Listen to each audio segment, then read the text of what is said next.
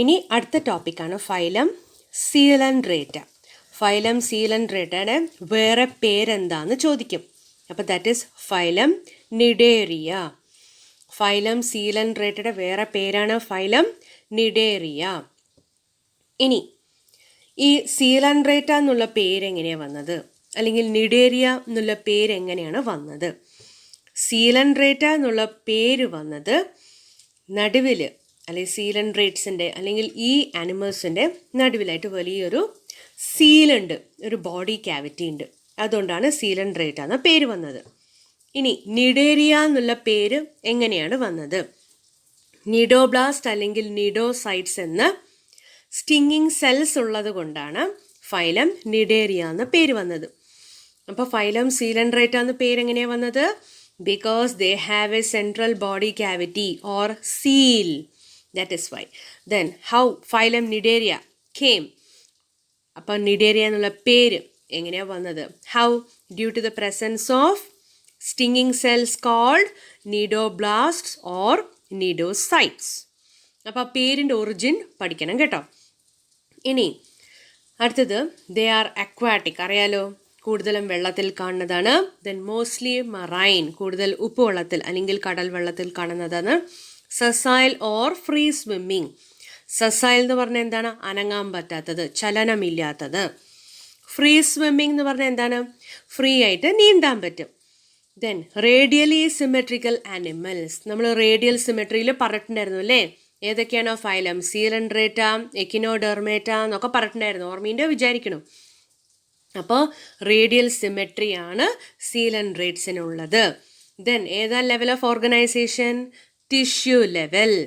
പിന്നെ ഡിപ്ലോബ്ലാസ്റ്റിക് ആണോ ട്രിപ്ലോബ്ലാസ്റ്റിക് ആണോ? ഡിപ്ലോബ്ലാസ്റ്റിക് ആണ്. 2 ജേം ലെയേഴ്സേ ഉള്ളൂ. പിന്നെ മീസോഡേമിൻ്റെ പകരം എന്താണുള്ളത്? മീസോഗ്ലിയ, അതാണ് ഉള്ളത്. Non cellular undifferentiated layer containing parenchyma tissue അല്ലേ? അല്ലെങ്കിൽ നോൺ ഡിഫറൻഷിയേറ്റഡ് ലെയർ എന്ന് എഴുതിയാലും മതി. അപ്പോൾ ഏതൊക്കെയാണ്? Radial symmetry, tissue level of organisation, diploblastic. ഓർമ്മ വേണം.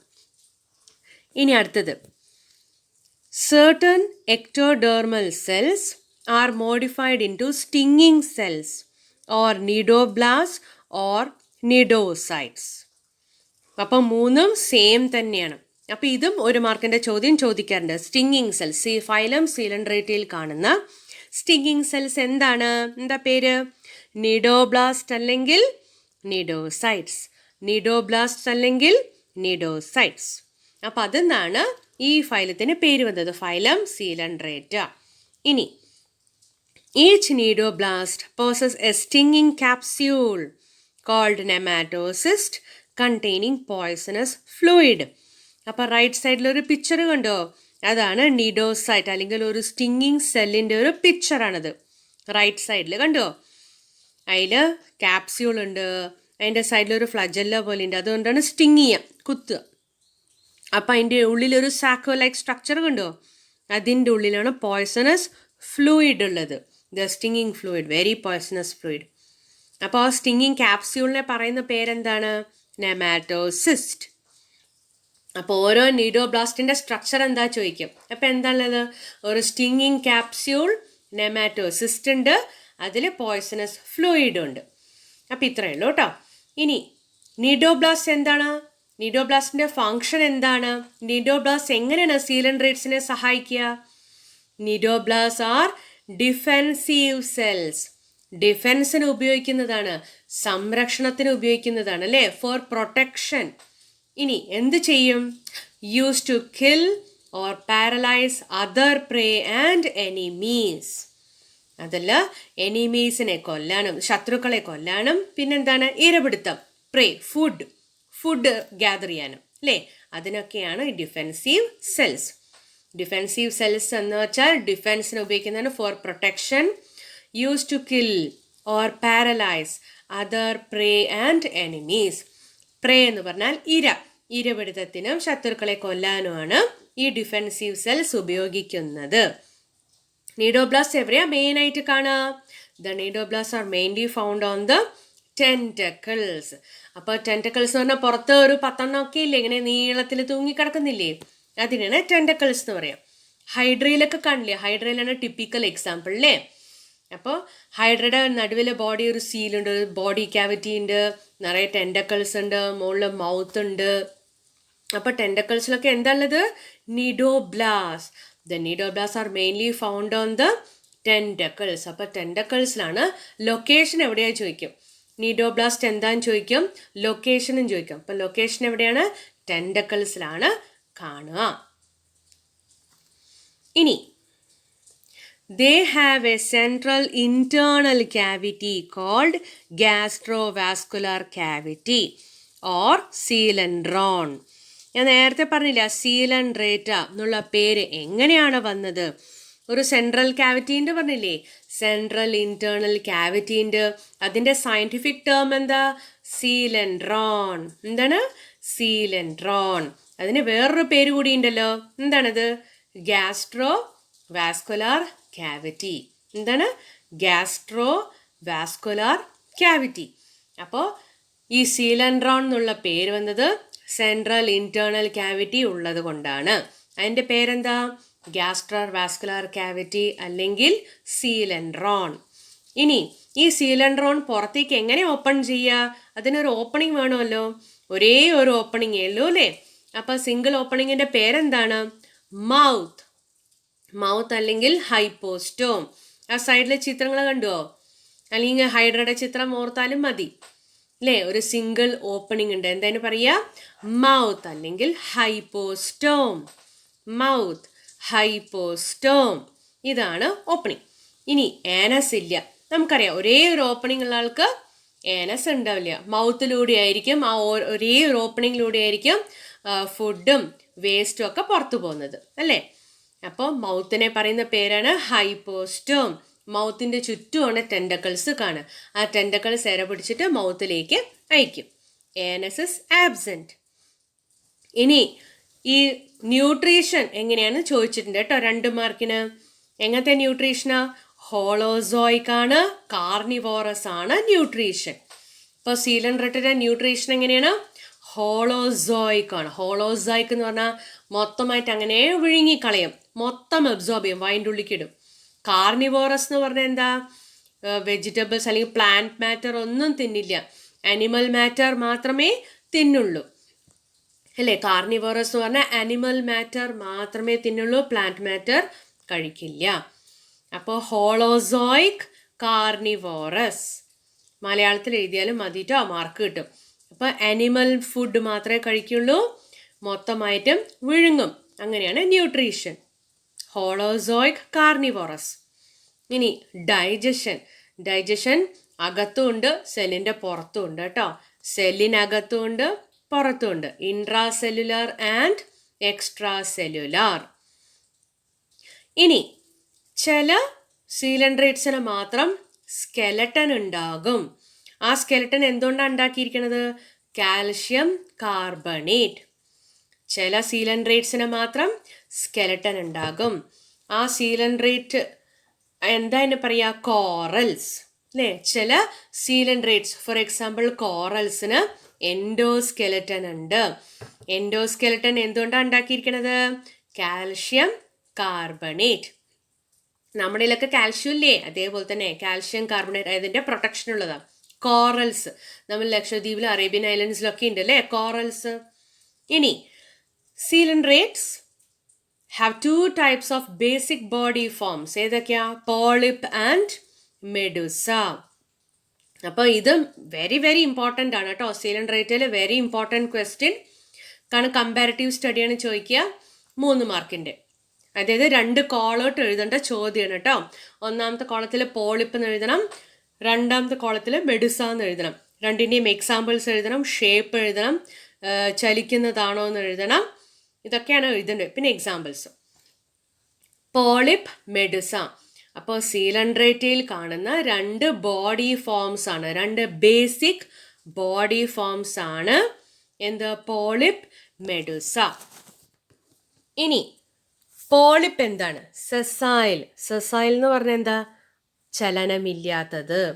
ട്യൂബുലാർ. ട്യൂബുലാർ എന്ന് പറഞ്ഞാൽ എന്താ? സിലിണ്ട്രിക്കൽ, സിലിണ്ടർ പോലെയുള്ള ശരീരം. പിന്നെ അറ്റാച്ച്ഡ് ഫോം. അറ്റാച്ച്ഡ് ഫോം എന്ന് പറഞ്ഞാൽ എന്താ? നിലത്ത് ഫ്ലോറിൽ അറ്റാച്ച് ചെയ്ത് കിടക്കും, അതിന് ചലിക്കാൻ സാധിക്കില്ല, അനങ്ങാൻ പറ്റില്ല, വേറൊരു സ്ഥലത്തേക്ക് പോവാൻ പറ്റില്ല. ഇനി അപ്വേർഡ്ലി ഡയറക്റ്റഡ് മൗത്ത്. എങ്ങനെയാണ്? മൗത്ത് മുകളിലായിട്ടാണ്. അപ്വേർഡ്ലി ഡയറക്റ്റഡ് മൗത്ത്, മൗത്ത് മുകളിലായിട്ടാണ്. And tentacles. ഇനി ഇത് അസെക്ഷുവൽ സ്റ്റേജ് ആണ്. എന്താണ് അസെക്ഷുവൽ സ്റ്റേജ്? എക്സാമ്പിൾ എന്താ? Hydra, Adamsia. 2 എക്സാമ്പിൾസ് ആണ് ഇതിൽ. ഏതൊക്കെയാണ്? Hydra, Adamsia. അപ്പോൾ പോളിപ്പ് ഓർമ്മ വന്നല്ലോ. എന്താണ് പോളിപ്പ്? ചലനമില്ലാത്തത്, അറ്റാച്ച് ചെയ്ത് കാണുന്നത്, മുകളിലായിട്ടാണ് മൗത്തും ടെൻഡക്കിൾസും കാണുക, ബോഡി ട്യൂബുലർ ആണ്, സിലിണ്ട്രിക്കൽ ആണ്, അസെക്ഷുവൽ ആണ്. മനസ്സിലായോ? ഏതൊക്കെ 2 എക്സാമ്പിൾസ്? ഹൈഡ്ര, അഡംസിയ. ഇനി അടുത്തതാണ് മെഡൂസ. മെഡൂസയുടെ സ്ട്രക്ചർ എങ്ങനെയാണ്? ഇതിൻ്റെയൊക്കെ നേരെ ഓപ്പോസിറ്റ് ആണ്. അംബ്രല്ല ഷേപ്പ് ആണ് അല്ലേ? ഫ്രീ സ്വിമ്മിങ് ആണ്, സെക്ഷുവൽ ആണ്, മൗത്ത് ടെൻഡക്കിൾസ് താഴേക്കാണ് കാണുക, ഡൗൺവേർഡ്ലി ഡയറക്റ്റഡ് മൗത്ത്. ഇപ്പം മനസ്സിലായോ? മെഡൂസ അംബ്രല്ല ഷേപ്പ് ആണ്, ഫ്രീ സ്വിമ്മിങ് ആണ്, downwardly directed mouth and tentacles, sexual stage ആണ്. അപ്പം അതിൻ്റെ നേരെ ഓപ്പോസിറ്റ് ആണ്. അപ്പം ഇതിന് സ്വിമ്മിങ് ആണ്, ഫ്രീ സ്വിമ്മിങ് ഫോം ആണ്. എക്സാമ്പിൾ ഏതാ? Aurelia, jelly fish. അറിയാലോ അല്ലേ? ജെല്ലി ഫിഷ് പാറിപ്പോകുന്നത്, പോയ്സണസ് ആയിട്ടുള്ളത്. ഔറേലിയ. മലയാളത്തിൽ ആറൂലിയ എന്ന് എഴുതിയിട്ടുണ്ട് കേട്ടോ. ആറൂലിയ, ജെല്ലി ഫിഷ്. ഇനി ഹൈഡ്രയിൽ മെഡൂസ സ്റ്റേജ് ഇല്ല. അതിൻ്റെ അർത്ഥം എന്താ? പോളിപ്പ് സ്റ്റേജ് മാത്രമേ ഉള്ളൂ. പക്ഷെ ഔറേലിയയിലെയോ അംബ്രല ഷേപ്പാണുള്ളത്. മനസ്സിലായോ? ഹൈഡ്രയിൽ പോളിപ്പ് സ്റ്റേജ് മാത്രമേ കാണുള്ളൂ. ആറൂലിയയിൽ എന്താ കാണുക? മെഡൂസ സ്റ്റേജ് മാത്രമേ കാണുള്ളൂ. അപ്പോൾ ഓൾട്ടർനേറ്റ് ഫോംസ് ഓഫ് ജനറേഷൻ ആണ്. താഴെ ഞാൻ പറഞ്ഞോ 1 മാർക്കിൻ്റെ ചോദ്യമാണ്. മെറ്റാജെനസിസ് ആണ് കാണിക്കുന്നത്. അതായത് ഒരു സമയത്ത് സെക്ഷുവൽ സ്റ്റേജ് ആണെങ്കിൽ അടുത്ത സമയത്ത് അസെക്ഷുവൽ സ്റ്റേജ് ആണ് കാണുക. അപ്പം ഇത് രണ്ടും ഇടവിട്ടാണ് ഒരു ജീവിയുടെ കാലഘട്ടത്തിൽ ഉണ്ടാവുക. മനസ്സിലായോ? ഒരു ജീവിയുടെ ലൈഫ് സൈക്കിളിൽ 2 ബേസിക് ബോഡി ഫോംസ് ആണ് കാണുക. ഒന്ന് സെക്ഷുവൽ സ്റ്റേജും ഒന്ന് അസെക്ഷുവൽ സ്റ്റേജും. അതിലെ സെക്ഷുവൽ സ്റ്റേജാണ് umbrella shape, asexual stage polyp form. അപ്പം മനസ്സിലായോ? അപ്പോൾ 2 ബോഡി ഫോംസും അല്ലെങ്കിൽ 2 സ്റ്റേജസും ഓൾട്ടർനേറ്റിലായിട്ടാണ് കാണുക ഒരു ഓർഗാനിസത്തിൻ്റെ ലൈഫ് സൈക്കിളിൽ. അതിനെ പറയുന്നതാണ് metagenesis, alternation of generations. Metagenesis എന്ന് പറഞ്ഞാൽ എന്താണ്? Alternation of generations in their life cycle. Life cycle ഒരു ഓർഗാനിസത്തിൻ്റെ, ഒരു ജീവിയുടെ കാലചക്രത്തിൽ 2 സ്റ്റേജസ് ഓൾട്ടർനേറ്റ് ചെയ്ത് വന്നുകൊണ്ടിരിക്കും, ഇടവിട്ട് വരും. അതിനെ പറയുന്നതാണ് metagenesis, alternation of generations in their life cycle. Sexual സ്റ്റേജും അസെക്ഷുവൽ സ്റ്റേജും ഓൾട്ടർനേറ്റ് ചെയ്ത് വരും. അതേമാതിരി പോളിപ്പ് ഫോമും മെഡൂസ ഫോമും ഓൾട്ടർനേറ്റ് ചെയ്ത് വരും. അപ്പോൾ ഹൈഡ്രയിൽ മെഡൂസ സ്റ്റേജ് ആബ്സെൻ്റ് ആണ്, ആറൂലിയയിൽ പോളിപ്പ് സ്റ്റേജ് ആബ്സെൻ്റ് ആണ്. എക്സാമ്പിൾ ഇനി ഈ 2 സ്റ്റേജസും ഓൾട്ടർനേറ്റ് ചെയ്ത് കാണുന്നത് ഏതാ എക്സാമ്പിൾ? ഒബീലിയ. മനസ്സിലായോ? അപ്പോൾ ഒബീലിയയിൽ മാത്രമാണ് എന്താണ് ഓൾട്ടർനേഷൻ ഓഫ് ജനറേഷൻ കാണുന്നത്. 2 സ്റ്റേജസും കാണും. ഹൈഡ്രയിൽ ഏതായിരുന്നു? മെഡൂസ ഇല്ല, ആറൂലിയയിൽ പോളിപ്പില്ല. പക്ഷെ ഒബീലിയയിലോ 2 സ്റ്റേജസും ഇടവിട്ട് വരുന്നു. അതിനെ പറയുന്നതാണ് മെറ്റാജെനസിസ്. അപ്പോൾ 3 എക്സാമ്പിൾസ് ആണ് ഓർത്തു വെക്കേണ്ടത് കേട്ടോ. ഇനി വേറെ എക്സാമ്പിൾസ് ഏതൊക്കെയാ? ഹൈഡ്ര, ഒബീലിയ അല്ലെങ്കിൽ sea fur, Obelia, sea fur. Aurelia, jellyfish, Aurelia, jellyfish. Physalia, Portuguese man of war. Physalia, Portuguese man of war.